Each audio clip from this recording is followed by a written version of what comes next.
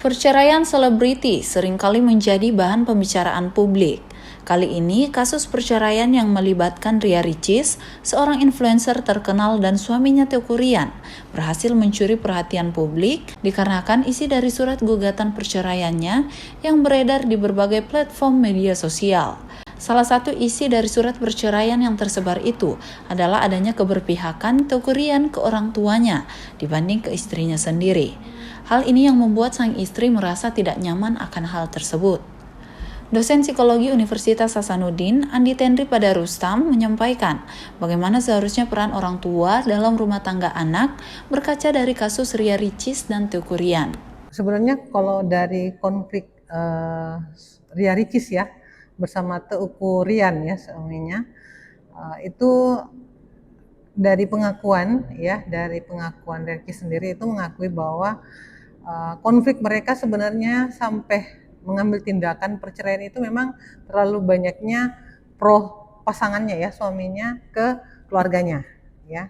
Jadi keluarganya di sini tidak hanya sebenarnya mertua saja ya, orang tuanya saja, tetapi keluarga dalam artian ibunya, bapaknya, adiknya ya terutama.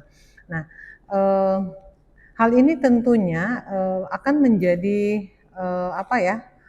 persoalan dalam rumah tangga ketika pro pasangan, salah satu pasangan kepada keluarganya ya, terutama mertua, dan ketika mertua atau keluarga ini juga masuk ya terlalu dalam hubungan rumah tangga atau hubungan antara suami istri ya, dalam hal ini Ria Ricis dan Teuku Ryan ya.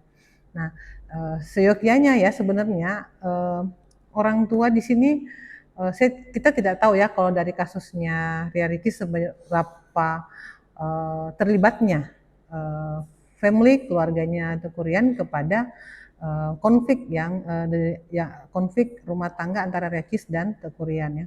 Namun yang namanya kita pernikahan itu kan tentunya sebelum kita melakukan pernikahan itu kan ada namanya kesepakatan bersama ya, kesepakatan pranikah gitu ya.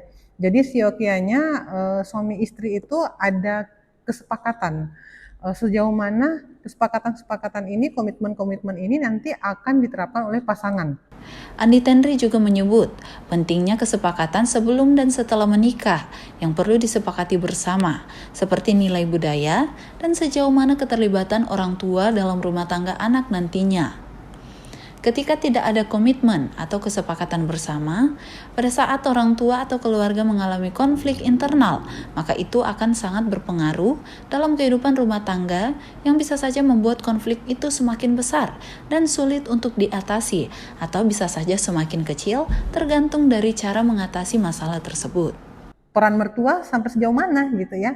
Nah, kalau kedua pasangan ini sudah ada komitmen, sudah komunikasi, sudah saling terbuka ya, sudah ada saling penyesuaian dengan adanya orang tua yang harus dibantu misalnya, orang tua yang tinggal di rumah dengan kita, maka masing-masing pasangan ini tentunya akan bertindak untuk mengedukasi atau menyampaikan sejauh mana komitmen mereka kepada keluarganya, ya tentunya seperti itu. Jadi misalnya ketika misalnya Ria Ricis ya sudah menyampaikan ke Teuku Ryan, saya itu tidak suka kalau kamu mengirimkan uang ke ibumu misalnya ya, kalau nggak ngomong ke saya, mungkin baiknya lain kali kalau mau ngasih ke mertua ngomong dulu ke saya tidak akan melarang gitu ya, tapi disampaikan aja. Nah tentunya kan kalau seperti itu kan enak ya, jadi kan Teuku Ryan tentu saja akan bersikap seperti itu, terbuka gitu ya, karena si pasangannya terbuka. Nah, Teuku Ryan sebagai anak tentunya akan menjadi mediator ya, memediasi antara istri dan orang tuanya.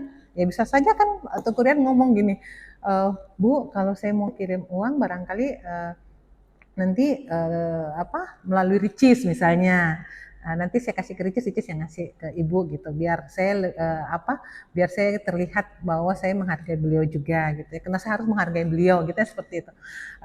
Ia menyebut bahwa runtuhnya rumah tangga dari Ria Ricis disebabkan karena tidak adanya komunikasi empatik dari keduanya yang deep bagi mereka.